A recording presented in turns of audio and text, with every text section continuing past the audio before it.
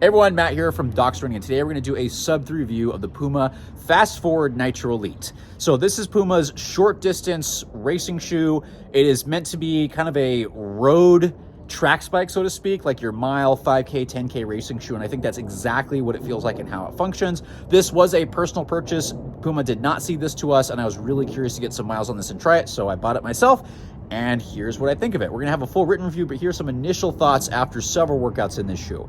Before we go any farther, I do want to give you some specs that I do have. The men's size 9 is 6.6 ounces. Women's size 8 is 5.2 ounces. I don't have exact stack height measurements, but I know it's probably in the mid 30s in the heel, mid 20s in the forefoot. There's a 9mm drop listed. That is not what it feels like. It feels definitely higher than 0, but it really feels fairly low, and that may just be the foam compression. It has a full-length carbon fiber plate that's a little bit more flexible than the other ones, which I actually like for faster shoes.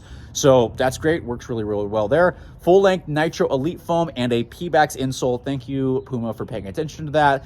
Very interesting rockered sole. The heel bevel is in the wrong place. It's on the medial. It's facing medial, which we'll talk about. The forefoot has a very unique forefoot rocker that we'll talk about in just a second, but it's unlike anything I've experienced. And really, overall, this shoe works best if you tend to land in the middle. But let's talk about the fit first, because it fits like a track spike. It is very narrow throughout. Snug is probably the better word. Very tapered and narrow on the forefoot. The midfoot's actually a little bit wider, and I had to lock down and get the laces here to get some security because it's very kind of flexible upper. This did not do very well at high speeds around the track for me or turning. Going straight, it's great. So you're gonna have to lock down and figure out these laces. I got a little heel slippage, but once I figured that out and fixed it, it was fine. Better going straight, not so good with turns. Again, no heel count except the spoiler, so those people that are sensitive, you should be totally fine.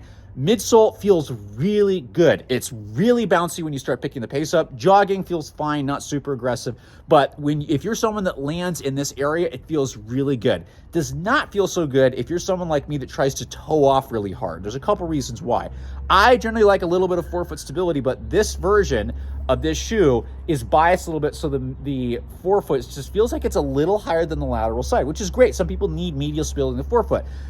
When you're going high speeds and your calves really cranking on, I tend to go off the lateral aspect of my foot, and the narrowness of the upper and that bias caused me to sprain one of the ligaments on the lateral side of my foot. It's doing better now, but this is a tool and you're gonna have to get used to this. It works best when you're going all out, moving as fast as possible, but the mechanics are gonna work for somebody who lands in the middle, or you're light on your feet, or you really know how to move through your hips. I crank through my ankle.